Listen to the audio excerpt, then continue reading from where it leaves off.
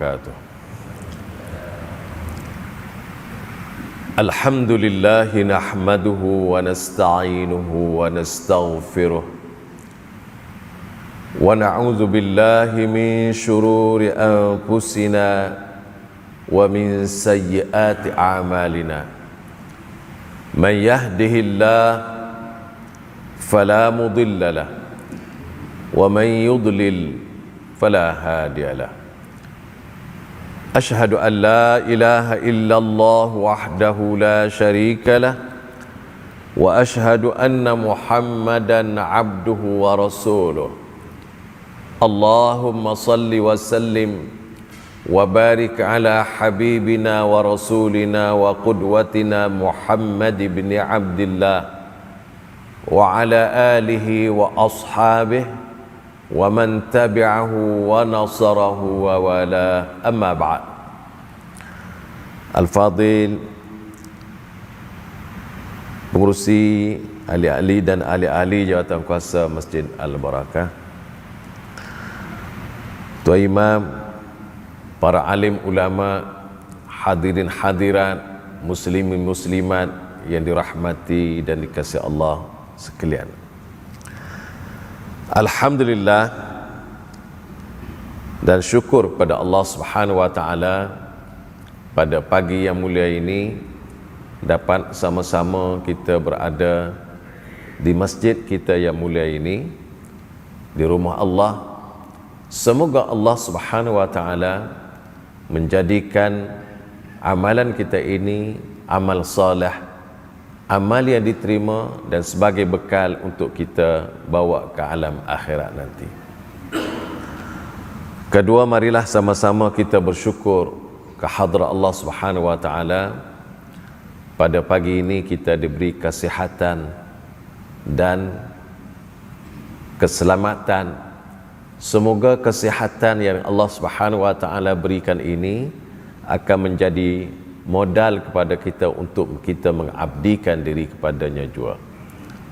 Seterusnya saya ucap terima kasih kepada pengurusi dan ahli-ahli jawatan kuasa masjid yang memberi peluang kepada saya untuk berkongsi pada pagi yang mulia ini, dan mudah-mudahan perkongsian kita ini akan diterima sebagai amal saleh. Tuan-tuan sekalian, Allah Subhanahu wa taala mencipta makhluknya semua sekali mempunyai tujuan, dan tujuan itu kita tidak tahu kecuali diberitahu oleh Allah Subhanahu wa taala. Begitulah juga semua yang diciptakan itu ada tujuan tertentu. Allah ciptakan langit bumi dan semua alam ini disebut tujuannya, iaitu Allah ciptakan semua langit dan bumi ini adalah untuk memberi kemudahan, persediaan untuk manusia hidup. Wa sakhkhara lakum ma fis samawati wa ma fil ard. Allah sediakan untuk kamu dalam hidup ini apa yang ada di bumi dan di langit dan di bumi. Jadi semua yang alam ini Allah ciptakan untuk kegunaan manusia. Kemudian Allah Subhanahu wa taala sebut pula manusia itu dicipta pun ada tujuan. Dan antara lain tujuan manusia diciptakan ialah untuk menjadi hamba Allah, supaya mereka mengabdikan diri kepada Allah. Ini disebut di dalam surah, di dalam Al-Quran dengan firman Allah, wa ma khalaqtul jinna wal insa illa liya'budun. Aku yakni Allah tidak ciptakan jin dan manusia kecuali agar mereka memperhambakan diri kepadaku, mengabdikan diri kepadaku, beribadah kepadaku. Itu tujuan dia. Allah sebut tujuan. Sebagaimana Allah Subhanahu wa taala sebut tujuan ibadat khusus. Sebagai contoh, dalam rukun Islam ada 5. Dua kelima syahadah, solat, puasa, zakat, haji. Selain daripada tujuan pengabdian secara umum, Allah juga sebut tujuan khusus. Kalau dua kelima syahadah, tujuannya kalau orang yang sudah Islam adalah untuk memperbarui iman. Jaddidu imanakum bila ilaha illallah. Hendaklah kamu baharukan iman kamu dengan menyebut la ilaha illallah. Jadi setiap kali kita menyebut la ilaha illallah adalah untuk memperbaharukan iman kita dengan Allah Subhanahu wa taala. Karena itu tajdidul iman ini diatur oleh Allah Subhanahu wa taala sebagaimana diajar oleh Rasulullah sallallahu alaihi wasallam dalam kehidupan harian kita. Yang pertama, kita mengucap tajdidul iman ketika kita mendengar azan. Ada di situ la ilaha illallah, ada di situ asyhadu an la ilaha illallah.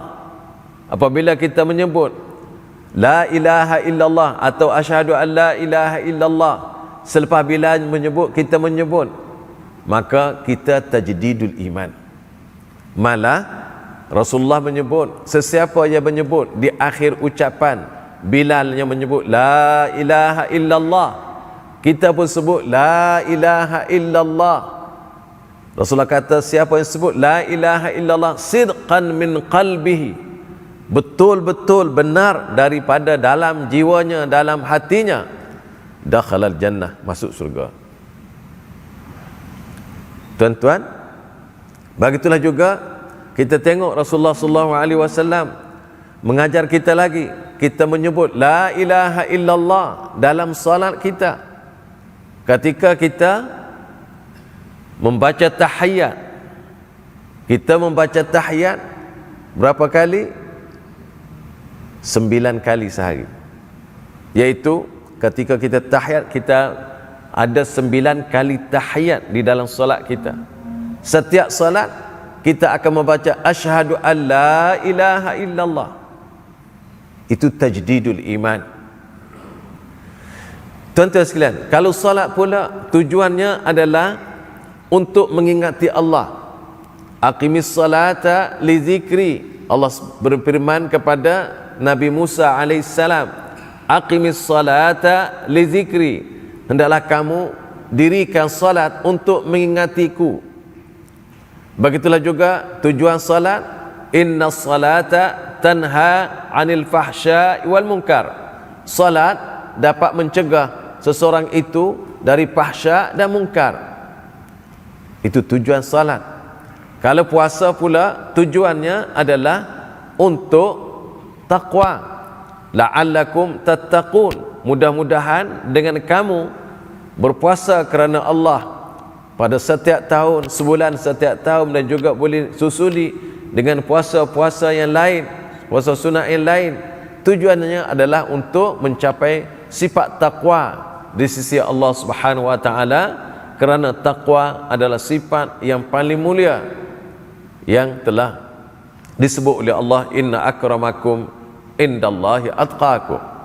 Begitu juga halnya dengan zakat, untuk membuang perasaan kedekut yang ada dalam diri manusia dan seterusnya membersihkan harta daripada kekotoran. Begitulah seterusnya, setiap perkara ada tujuan. Maka Allah Subhanahu wa taala mencipta manusia daripada tak ada kepada ada. Tujuannya adalah untuk mengabdikan diri kepadanya. Selain daripada itu juga, tujuan manusia diciptakan oleh Allah Subhanahu wa taala adalah untuk mentadbir dan mengurus dunia. Untuk mentadbir, mengurus dunia. Hal itu disebut oleh Allah Subhanahu wa taala kepada para malaikat sebelum Allah mencipta Adam alaihissalam. Inni ja'ilun fil ardi khalifah. Aku akan letak di bumi ini khalifah. Khalifah ni maksudnya orang yang diberi tanggungjawab mengurus, mentadbir sebagaimana yang Allah Subhanahu wa taala ingini ketika berada di dunia ini. Pentadbiran, pengurusan yang diturunkan oleh Allah itu hendaklah dituruti oleh manusia yang berada di dunia ini agar mereka mencapai kesejahteraan, keselesaan, keamanan, kebahagiaan. Kerana tujuan manusia, setiap orang di atas dunia ini adalah, kalau ditanya apa yang mereka mahu, mereka akan menjawab, saya nak bahagia.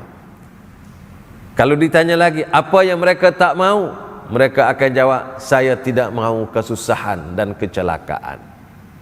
Jadi untuk mendapat kebahagiaan, kesenangan, keamanan yang menjadi cita-cita manusia, ikutlah jalan yang telah ditunjuk oleh Allah. Lakukanlah kehidupan berlandaskan syariat Allah. Jadikanlah amalan bertepatan dengan ajaran Rasulullah, dan jadikanlah sumber rujuknya kepada kitabullah dan sunnah Rasulnya sallallahu alaihi wasallam. Tuan-tuan sekalian, kita tahu tadi bahawa tujuan manusia dijadikan adalah untuk mengabdikan diri kepada Allah. Maka kita rasanya kita berkongsi pada pagi ini apakah yang dimaksudkan dengan ibadah yang sebenar yang dikehendaki oleh Allah Subhanahu wa taala. Tuan-tuan sekalian, kita selalu saja sebut ibadah dan juga kita selalu dengar ibadah. Kadang-kadang apa yang terlintas di kepala kita, di ruang pemikiran kita, benda sebut ibadah, nampak beberapa amalan seperti solat, zakat, haji, sedekah dan sebagainya. Tuan-tuan sekalian, apabila dalam Islam, apabila disebut ibadah, definisinya ialah semua urusan hidup. Semua urusan hidup kita yang kita lakukan, dan semua urusan hidup itu yang disukai dan dikasihi oleh Allah dan diredha olehnya, maka semuanya itu adalah amal ibadat. Sama ada ia berupa perkataan ataupun i'tiqad ataupun sebutan ataupun harta. Apabila semua aktiviti dalam hidup kita ini kita lakukan mengikut apa yang disyariatkan oleh Allah Subhanahu wa taala, maka semua amalan itu adalah terangkum dalam nama ibadah. Kerana itu, seseorang yang berada di masjid beribadah dia.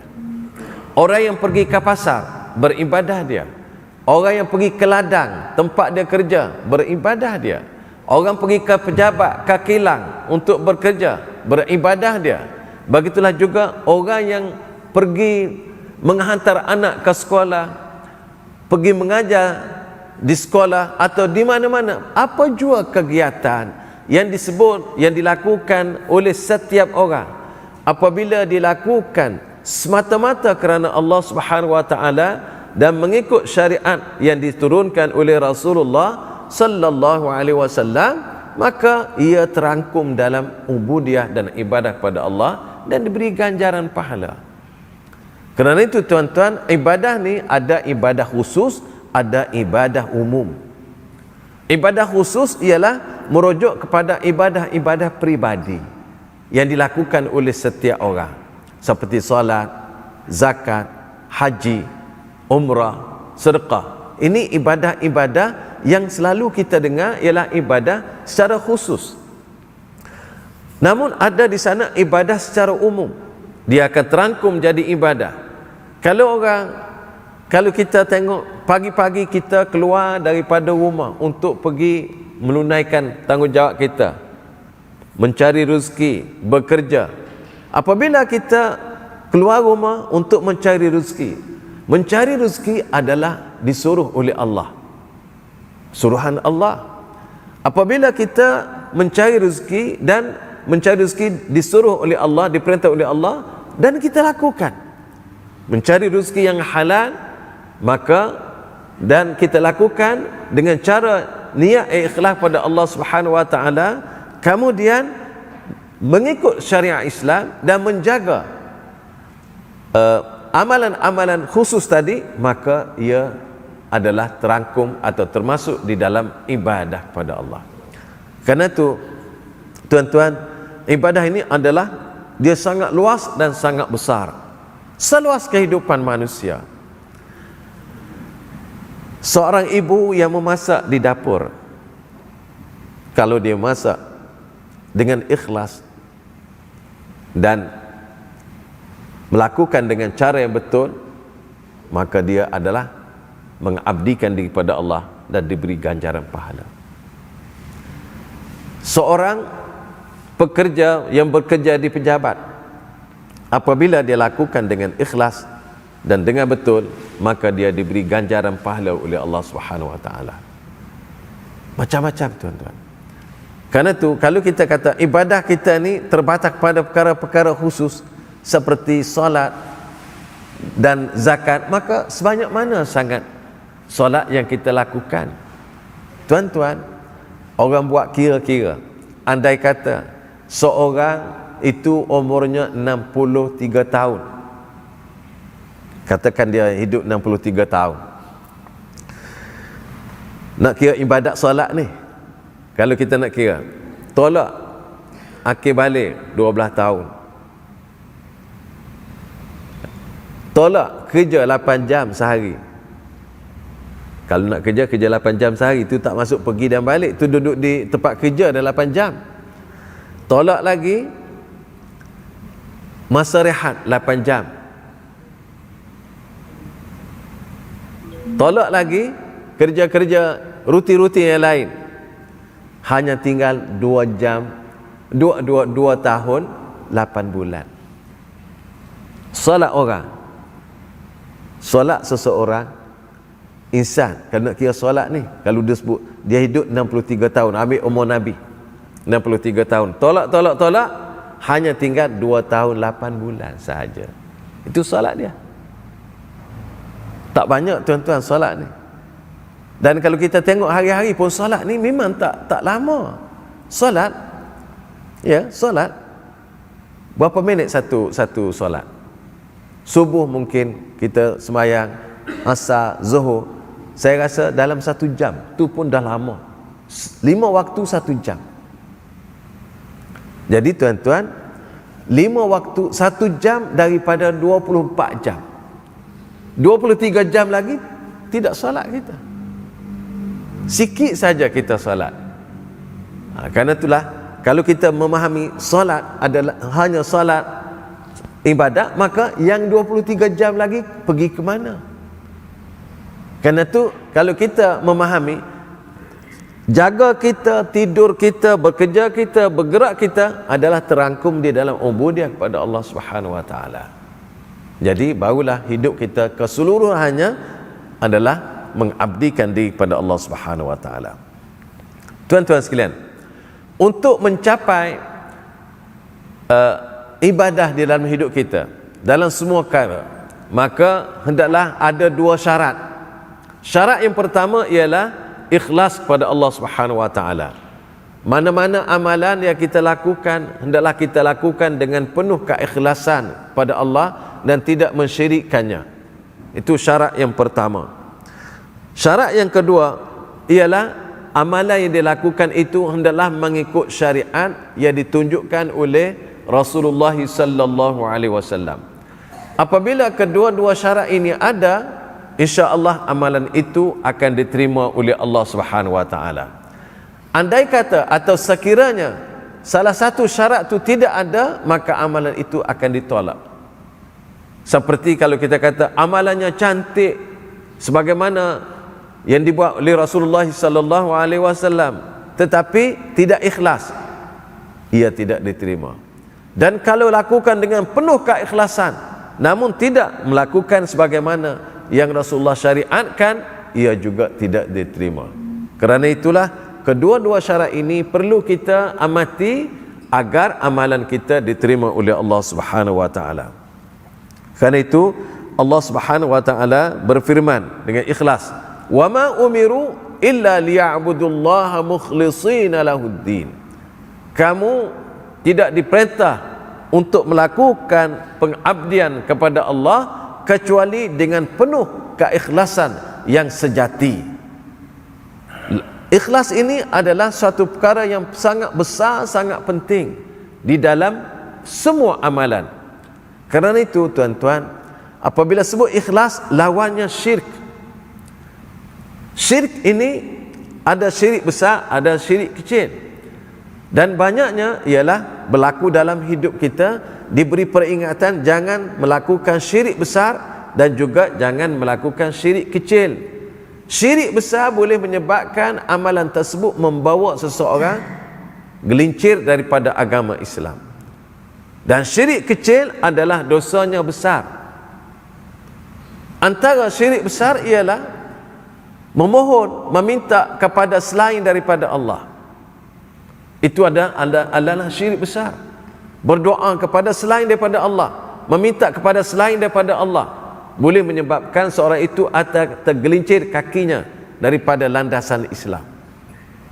Ini bukan perkara kecil. Begitulah juga orang yang mengasihi makhluk lebih daripada mengasihi Allah Subhanahu wa taala juga boleh menggelincirkan seorang daripada landasan Islam. Dan banyak lagi. Manakala syirik kecil pula ialah seperti ar-riya. Riya ialah perasaan yang ada dalam hati, dalam jiwa manusia apabila melakukan sesuatu perkara tidak kerana Allah, tetapi ada kerana lainnya untuk menunjukkan kepada orang atau sebagainya. Apabila hal-hal itu berlaku, riak ni berlaku, maka amalan itu walaupun betul, pahalanya tak ada. Begitu halnya sama ialah seperti sum'ah. Sum'ah ialah amalan yang dilakukan betul-betul kerana Allah. Namun apabila jumpa dengan orang, dia ingin memberitahu kepada orang dengan cukup bangganya untuk memberitahu kebaikan-kebaikannya. Itu dipanggil sum'ah. Orang tak tahu, tetapi asalnya orang tak tahu, asalnya dia melakukan amalan itu dengan ikhlas pada Allah, tapi untuk menyebar-nyebarkan yang tidak betul-betul pasal, disebut sebagai sum'ah, juga boleh membatalkan pahala.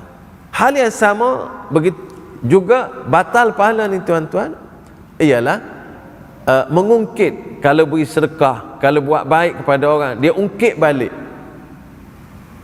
itu juga boleh membatalkan pahalanya. Kerana itu tuan-tuan, syirik kecil adalah dosanya besar. Tuan-tuan sekalian, ibadah yang dilakukan tadi mesti pastikan dia mengikut syariat yang dibawa oleh Rasulullah sallallahu alaihi wasallam. Karena itu tuan-tuan, kita sebagai umat Islam, setiap amalan yang kita nak lakukan, pastikan dia adalah betul sebagaimana yang Rasulullah bawa. Dan kalau kita ragu-ragu, pastikan bertanya kepada mereka yang tahu, agar amalan kita tidak sia-sia. Jangan kita rasa cantik atau ada orang buat, ada orang lakukan, ini telah lama dibuat, kita jangan berpegang di situ, sebab itu tak selesai. Tetapi kalau kita tak tahu, kita bertanya dan bertanya kepada mereka yang tahu untuk memastikan bahawa sesuatu amalan itu adalah amalan yang benar-benar daripada Rasulullah sallallahu alaihi wasallam. Tuan-tuan sekalian, seterusnya ibadah yang kita lakukan ini ada rukunnya. Rukun ibadah. Rukun ibadah ada 3. Yang pertama, kasih dan cinta kepada Allah. Yang kedua, harap yang setinggi-tingginya kepada Allah. Yang ketiga, takut setakut-takutnya kepada Allah. Amalan-amalan yang kita buat, sama ada salat, zakat dan semuanya, perlu ada hal-hal ini, perkara ini, syarat ini dalam ibadat kita. Dan kita boleh perkemaskan daripada masa ke semasa. Yang pertama, tuan-tuan, al-mahabbah. Kenapa kita melakukan ibadah? Jawabnya adalah kerana kita sayang dan cintakan Allah Subhanahu wa taala. Kenapa kita perlu kasih dan cinta kepada Allah? Kerana dialah segala-gala yang memberi dan memberi semuanya kepada kita. Biasanya manusia ni tuan-tuan, dia akan sayang, akan kasih apabila seseorang berbuat baik kepadanya. Itu perkara yang biasa. Maka kepada siapa dalam hidup kita yang banyak memberi kebaikan, banyak memberi kurnia, banyak memberi nikmat, tidak lain tidak bukan adalah Allah. Allah lah yang mencipta kita daripada tiada kepada ada. Kalau nak kira nikmat ini sangat besar tuan-tuan. Siapa boleh beri? Siapa boleh cipta manusia daripada tiada kepada ada? Tak tahu.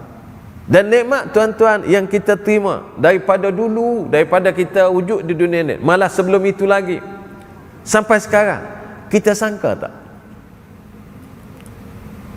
Banyak yang kita tak sangka. Ketika kita kecil, kalau kita ingat balik apa yang kita lalu, apa yang kita dapat, apa yang kita capai, sebenarnya kita tak terfikir pun. Ini semua adalah nikmat yang Allah beri. Mungkin kita ketika umur di sekolah kebangsaan dulu, kita berfikir kita tak fikir apa yang kita akan dapat. Apabila kita duduk di sekolah menengah, kita tak fikir apa yang akan kita hadapi dapat pada masa depan. Begitulah seterusnya sampai sekarang. Dan kita tak tahu apa yang Allah akan beri kepada kita lepas ini. Semuanya ini kalau kita fikir semua, ingat semua, apa yang kita lalu, apa yang kita dapat, apa yang kita rasa, apa yang kita miliki, semuanya adalah nikmat Allah yang Allah beri, kita tak tahu pun, malah kita tak terbayang pun, malah kita tak minta pun, dia beri begitu aja. Ini adalah suatu anugerah yang Allah berikan kepada kita, dan kerana itu kita diminta supaya mengasihi, mencintai Allah Subhanahu wa taala. Tapi manusia ni begitulah, dia tak rasa terhutang budi pada Allah. Ada tak tuan-tuan, kita selalu dengar kan, kepada seorang kita terhutang budi kepadanya, tetapi jarang orang sebut saya terhutang budi kepada Allah. Jarang orang sebut saya terhutang budi kepada Allah. Itu di segi hidup baru, di segi macam-macam nikmat. Karena itulah Allah Subhanahu wa taala sebut nikmat yang Allah beri kepada manusia ini sangat banyak dan tidak terhitung. Dan disebut oleh Allah sendiri, wa in ta'uddu ni'matallahi la tuhsuha. Kalau kamu bilang nikmat Allah, kamu tidak akan dapat membilang satu-satunya. Memang tak dapat. Karena itulah tuan-tuan, kita apabila Allah Subhanahu wa taala banyak sangat memberi nikmat pada kita, maka kita diminta supaya kita mencintai Allah. Dan antara mencintai Allah ialah mengucap tahmid dan syukur. Tuan-tuan, kalau orang beri satu barang pada kita, kita kata terima kasih. Satu barang, kita kata terima kasih. Orang bagi pula satu barang lain, kita kata terima kasih, sama ada kecil ke besar. Kalau orang tolong kita, kita kata terima kasih. Orang buat apa pun untuk kebaikan kita, kita kata terima kasih. Berapa kali kita kata terima kasih kepada Allah dalam hidup kita? Berapa kali kita kata alhamdulillah? Tak banyak tuan-tuan.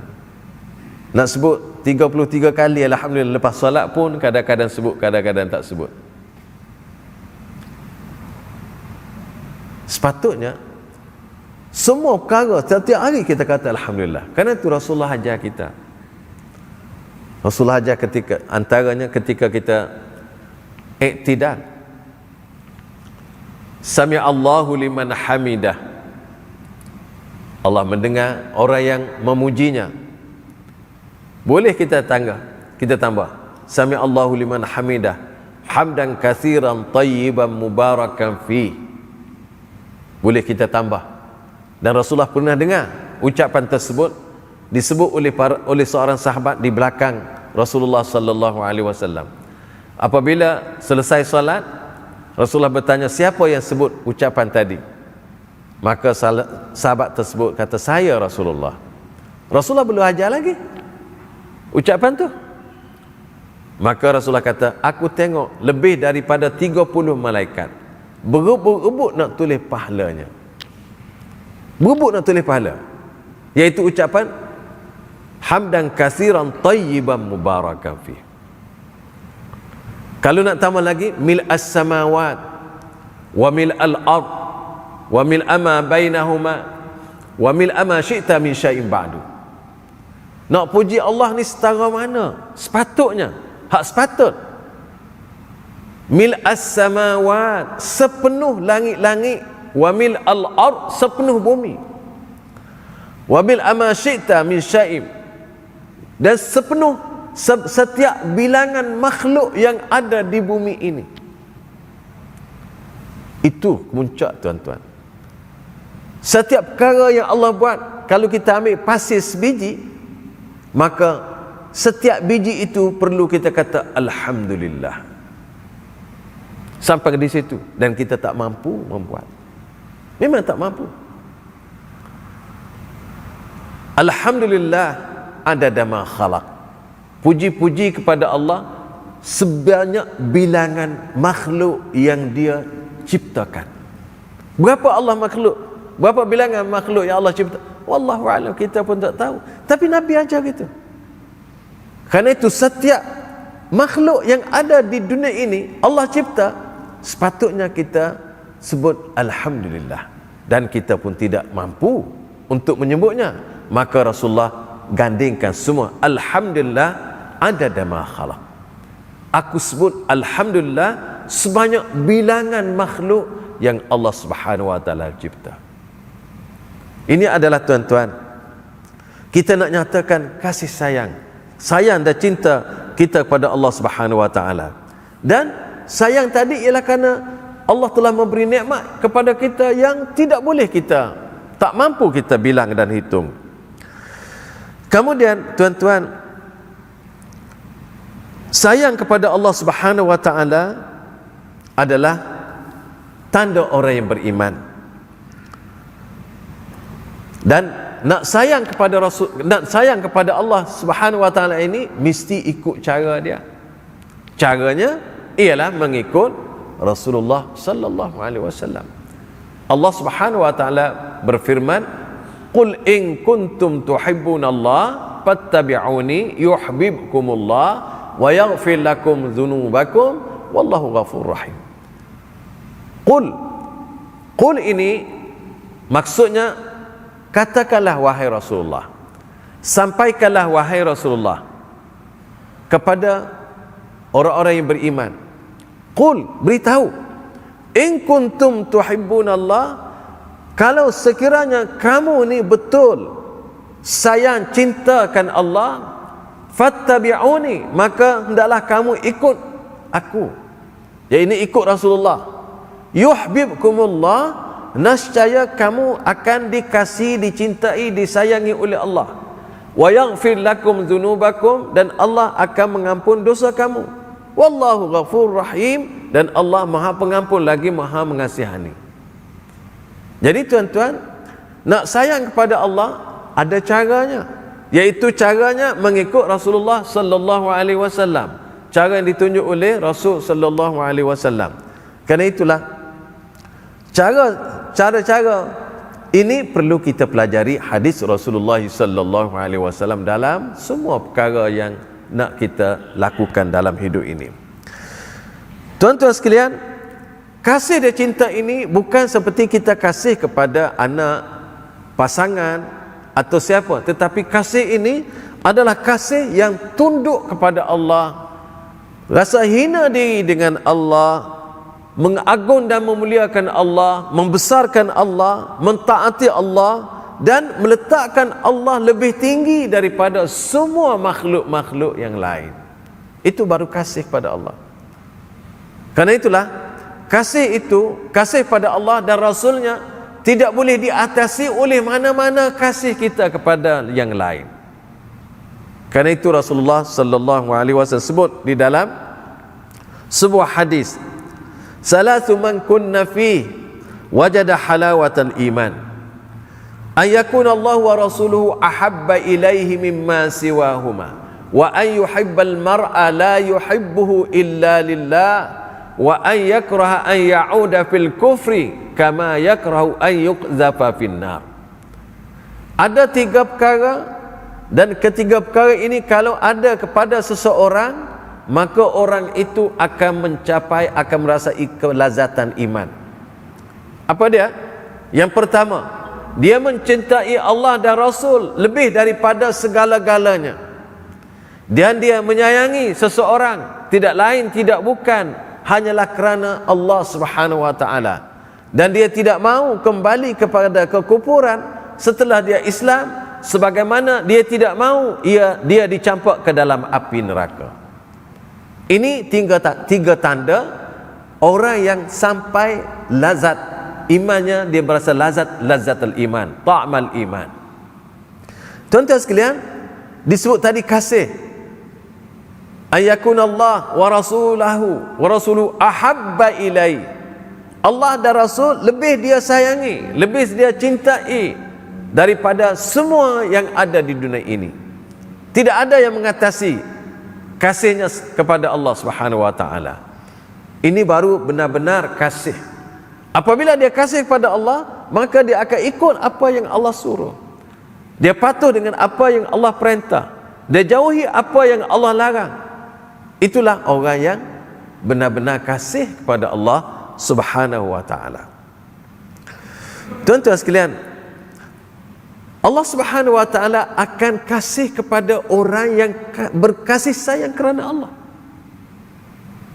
Sebagaimana Allah sebut di dalam hadis kursi, sebagaimana yang disampaikan oleh Rasulullah sallallahu alaihi wasallam, wajabat mahabbati lil mutahabbina fi. Pasti mendapat kasih sayang aku, kata Allah, orang yang berkasih sayang kerana aku. Seorang sayang kepada seorang lain. Kenapa dia sayang? Kerana Allah. Kerana orang itu sayang kepada Allah, maka dia sayang kepada orang tersebut. Bukan kerana perniagaan, bukan kerana duduk sekampung, bukan kerana kawan seperjalanan, kawan sepersekolahan. Tak. Kerana dia kasih pada Allah, saya kasihkan dia. Maka kasih semacam itu pasti mendapat kasih sayang Allah. Begitu juga Rasulullah sebut, hadis sambung, wajabat mahabbati lil mutajalisina fiyya. Pasti mendapat kasih sayang aku orang yang saling duduk-duduk kerana aku. Tuan-tuan, sebagai contoh, kita pakat-pakat duduk dalam masjid. Kenapa kita duduk dalam masjid? Kerana kita datang solat. Solat, kenapa kita solat? Kerana kita kasih kepada Allah. Walaupun kita tak mengenal antara satu sama lain, tapi kita duduk kerana Allah, bukan kerana sesiapanya. Maka orang-orang itu, Allah kata, pasti mendapat kasih sayang aku. Kalau tadi kenal antara satu sama lain, saya kenal Tuan, Tuan kenal saya, kita berkasih sayang kerana sama-sama kita sayangkan Allah, cintakan Allah, kita kenal. Yang ini tak kenal. Rasulullah kata, hadis itu, wajabat mahabbati lil mutajalisina fi. Mungkin ada dalam sebuah tempat ramai orang yang tak mengenal antara satu sama lain, tetapi sama-sama duduk di tempat itu. Kenapa sama-sama duduk? Kerana sama-sama mengasihi Allah. Maka orang itu mendapat kasih sayang Allah. Begitu juga, sambung lagi, wajabat mahabbati lil mutazawirina fi. Wajib pasti mendapat kasih sayang aku orang yang saling ziarah menziarahi antara satu sama lain. Kerana aku, kerana Allah. Lama kita tak jumpa kawan kita, pergi kita jumpa kawan, telefon nak pergi jumpa dia. Dia tanya kita, kenapa datang? Ada kerja apa? Tak, saya datang nak ziarah anda, nak ziarah anda, nak ziarah kamu, nak ziarah awak. kerana saya sayangkan awak. Orang itu mendapat kasih sayang Allah. Sambung lagi, wajabat mahabbati lil mutabadzilina fi. Wajib mendapat kasih sayang aku orang yang sentiasa tolong menolong, bantu membantu antara satu sama lain kerana Allah. Tuan-tuan, hal ini berlaku dalam hidup kita, cuma mungkin kita tahu atau tidak. Alhamdulillah kita rasa bahagia sebab kita merasai Allah mengasihi kita. Kita berkawan dengan seseorang, kita jumpa seseorang, kita kasih dia, tidak lain kerana dia dikasihkan Allah, kita kasihkan dia, kita sayang dia. Yang kedua, kita pakat duduk sama-sama. Umpamanya kita duduk dalam masjid hari ini. Kenapa kita duduk masjid? Kita sayangkan Allah. Kita tak kenal antara satu sama lain, tetapi semuanya mendapat kasih sayang Allah. Orang sentiasa berziarah, saling ziarah menziarahi antara satu sama lain, terutamanya kawan rapat, saudara mara, anak beranak, waris dan sebagainya. Lama kita tak pergi, kita pergi ziarah. Kenapa datang? Ada kerja apa? Nak jemput makan keduri? Kata, saya datang adalah untuk ziarah dan kerana kita kasih, maka kita dikasihi oleh Allah Subhanahu Wa Taala. Begitu juga orang saling tolong menolong. Orang susah kita tolong, saling tolong menolong, maka orang itu mendapat kasih sayang Allah Subhanahu Wa Taala. Yang kedua ialah dalam ibadah ini mengharapkan. Tuan-tuan, dalam hidup kita banyak harapan-harapan yang kita ingin capai. Ada yang tercapai, ada yang belum tercapai, macam-macam. Dan apa yang kita harap daripada Allah Subhanahu Wa Taala, harap sungguh-sungguh. Antaranya harap kita mendapat keampunan Allah, harap kita mendapat keredaan Allah, kita mengharapkan dapat syurga Allah Subhanahu Wa Taala, kita mengharap amalan yang kita lakukan diterima Allah walaupun ada kekurangan, kelemahan dan berbagai-bagai yang tidak sempurna, tapi kita tetap mengharapkan rahman Allah Subhanahu Wa Taala. Maka kita dalam melakukan amal ibadah tadi penuh harapan kita. Kita solat tadi umpamanya, mungkin tidak sempurna sebagaimana yang sepatutnya, sebagaimana diajarkan oleh Rasulullah. Mungkin ada kecacatan, kelemahan, mungkin kita lalai dalam solat kita. Namun kita harap seharap-harapnya, setinggi-tingginya, supaya Allah Subhanahu Wa Taala menerima solat kita dengan sepenuhnya, sebaiknya. Malah kita berdoa lagi di dalam kita duduk antara dua sujud, Rabbighfirli warhamni wajburni. Wajburni, tuan-tuan, wajburni maksudnya, ya Allah, sempurnakan amal ibadahku, sempurnakan salatku. Boleh jadi ada yang tidak sempurna, sebagaimana yang diajar oleh Rasulullah sallallahu alaihi wasallam. Sebagaimana Rasulullah sebut, sallu kama raaitumuni usalli. Salatlah kamu sebagaimana kamu tengok aku salat. Mungkin kita dapat buat di segi qiyamnya, rokoknya sempurna, tetapi hatinya bagaimana? Mungkin terlalai atau terlupa atau macam-macam, tidak sempurna salat kita. Maka kita mohon dengan Allah, wajburni ya Allah, ya Allah, tolong sempurnakan salatku, tolong sempurnakan amal ibadatku yang lain-lainnya juga, tolong sempurna. Dan ini adalah merupakan ar-raja minallah, mengharapkan daripada Allah. Yang ketiga, al-khawf, takut. Taruh kebimbangan, bimbang, takut amalan yang kita lakukan ditolak oleh Allah, amalan yang kita lakukan tidak diterima oleh Allah. Kita takut lagi neraka Allah, kita takut lagi kemurkaan Allah. Semua kita takut dalam amalan kita, bimbang, takut, ada harap dan ada kasih. Ketiga-tiga ini adalah rukun ibadah, dan perlu kita beri perhatian kepada rukun ibadah ini supaya amal ibadah kita lebih mantap, lebih baik, lebih dekat dengan Allah Subhanahu Wa Taala. Al-mahabbah, kalau kita ibarat seekor burung, al-mahabbah ialah kepala, al-khawf wal raja adalah sayap. Kalau tak ada kepala, burung tu mati. Kalau tak ada sayap sebelah, burung tak dapat terbang. Kerana itu al-mahabbatu war-raja' wal-khauf adalah perkara yang sangat penting di dalam kita melakukan amal ibadah kepada Allah Subhanahu wa taala. Tuan-tuan sekalian, dalam ibadah yang kita lakukan setiap hari ini, kita dapat bahagikan ibadah kita kepada 4 bahagian. Yang pertama, ibadah dalam hati kita, ibadah hati. Ibadah hati ini termasuk niat, termasuk ikhlas, termasuk iman, dan iman kepada Allah dan semua rukun-rukun iman. Ini ibadah hati. Dan malah ini, ibadah ni dia tidak pernah terhenti dalam hidup kita. Walaupun kita berhenti, walaupun kita tidur, yaitu iman kepada Allah. Ini ibadah. Kita beriman kepada Allah, beriman kepada semua rukun-rukun iman adalah ibadah. Ibadah ini disebut ibadah qalbiyah atau ibadah hati. Dan ibadah ini tidak pernah terhenti walaupun kita berhenti. Kita berhenti, kita tidur, kita berhentilah tu.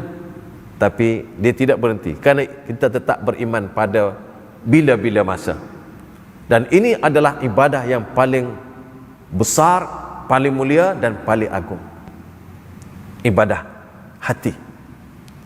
Kerana itu kita kena jaga, tuan-tuan. Kerana itulah kita kena banyak bersyukur pada Allah Subhanahu wa taala yang Allah telah pilih kita, beri iman, beri Islam, dan kita dapat melakukan ibadah itu.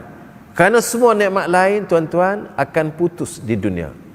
Apabila kita tinggal, kita meninggal, kita tak ada lagi, ataupun kita sedang ada pun, nikmat-nikmat ni akan tidak ada dengan kita. Sebagai contoh, kalau kita dah umur senior ni, nikmat muda dah tak ada. Muda dah lari dah, habis dah muda. Kalau kita sihat, apabila sakit, tak ada nikmat sihat. Nikmat harta, kalau ada harta, hilang harta, tak ada nikmat harta. Semua nikmat tadi akan berakhir, kecuali nikmatul Islam dan iman. Nikmat ini bersama dengan kita sampai selama-lamanya. Dan dengan nikmat inilah maka nikmat-nikmat lain itu bergantung. Tak ada iman, tak ada Islam, maka nikmat lain tidak ada apa-apa yang boleh kita membantu kita. Kalau sekiranya ada Islam, maka nikmat sihat itu bergantung dengan Islam. Nikmat sakit bergantung dengan Islam. Macam mana bergantung, tuan-tuan? Rasulullah sebut, ajaban li amril mu'min anna amrahu kullahu khair. Kekaguman, kebaikan, keagungan, kebaikan pada orang mukmin ini dan tidak ada kepada orang lain. Macam mana? Ajaban. Bagusnya orang mukmin, kagumnya orang mukmin, kedudukan mereka terbaik. Bagaimana? Apabila dia dapat kesenangan, dia bersyukur, fakana khairallah. Apabila dia dapat kesenangan, dia bersyukur, terbaik untuknya. Dan sebaliknya, idza asabahu darra sabar fakana khairallah. Apabila dia ditimpa kesusahan, dia sabar, itu terbaik untuknya. Baik, tuan-tuan, kesenangan yang dinikmati oleh setiap orang akan menjadi pahala amal soleh kalau dia bersyukur, dan amal soleh itu akan terjadi, akan berhasil kalau dia Islam. Begitulah juga kesabaran yang dapat pahala dan mengkifaratkan dosa, hasilnya dia akan dapat, dia berguna apabila dia Islam. Kalau Islam tidak Islam, dia dapat kesenangan, tak ada apa-apa, dapat pahala. Kalau dia ditimpa kesusahan, dia tidak dapat apa-apa. Karena itulah Islam adalah nikmat yang terbesar diberikan oleh Allah Subhanahu wa taala kepada seorang yang nak diberikan, dan semua nikmat-nikmat lain itu bergantung dengan nikmatul Islam wal iman. Kemudian ibadah hati ni banyak, tuan-tuan. Niat, tawakal, ikhlas, semua tu ibadat hati. Takut, harap, cinta, ibadat hati. Kemudian yang kedua, ibadat lisan atau ibadat lisan kita, ucapan.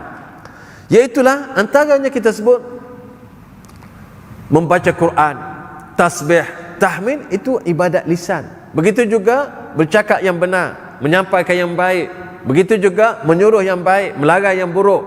Itu adalah termasuk ibadat-ibadat di dalam ibadat lisan. Kemudian ibadat tubuh badan, iaitu seperti kita bangun salat, tawaf dan pergi bekerja. Ini adalah ibadat-ibadat yang dilakukan dengan tubuh badan. Dan yang keempat, ibadat dengan harta.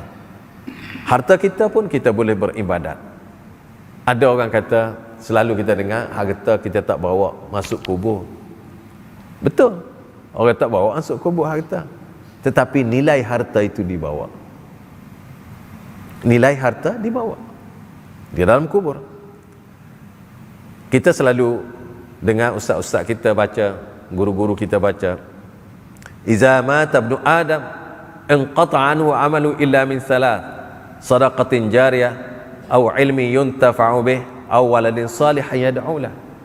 Apabila seseorang itu meninggal dunia, dia akan putus hubungannya dengan dunia kecuali dengan 3 saluran, yaitu sedekah jariah, ilmu yang bermanfaat, dan anak yang soleh berdoa untuknya. Saya nak ambil harta tadi, sedekah jariah. Sedekah ni tuan-tuan biasanya kita buat dengan harta. Maka harta ni menjadi aset besar kepada seseorang yang dilakukan untuk kebaikan orang lain. Sedekah ni untuk orang tuan-tuan, bukan untuk kita. Bukan tak biasa dengar sedekah untuk kita, kecuali dalam bab-bab tertentu. Apa sedekah untuk kita? Rasulullah kata, makanan yang kamu makan, yang kamu suapkan mulut kamu, itu sedekah, makna dapat pahala. Makanan yang disuap oleh anak-anak kamu, yang dimakan oleh anak-anak kamu, dapat sedekah, dapat pahala. Begitu juga pasangan kamu makan makanan kamu yang kamu bawa pulang atau rezeki, itu dapat sedekah. Tetapi sedekah ni tuan-tuan kebanyakannya untuk orang.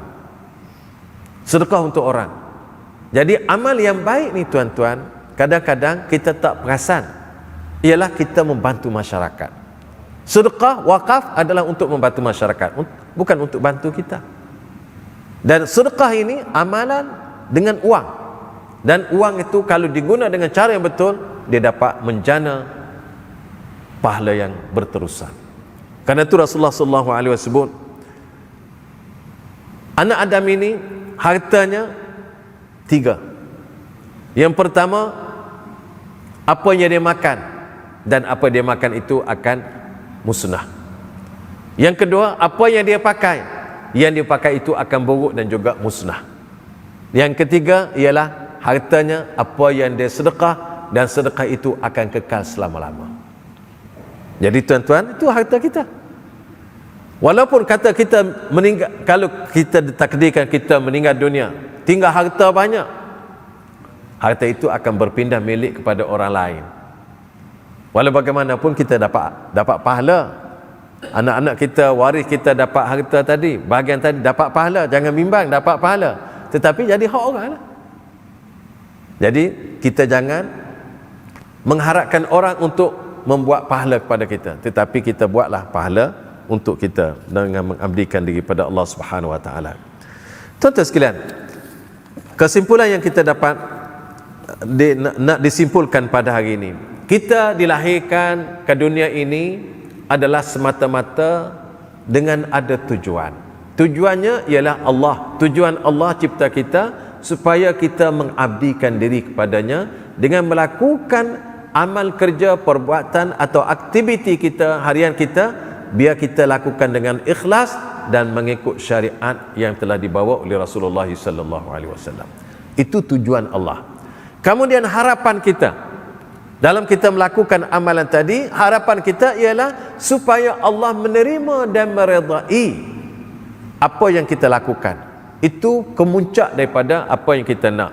Dan untuk mendapat keredaan Allah, Allah menerima, maka pastikan amalan yang kita lakukan tadi ada 2 syarat, iaitu ikhlas dan ikut syariat Rasulullah.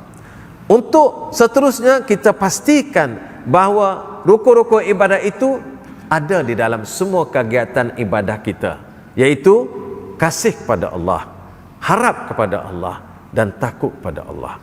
Mudah-mudahan apabila ada ketiga-tiga syarat itu, maka ibadah kita semakin baik dan semakin kita terasa dekat dengan Allah.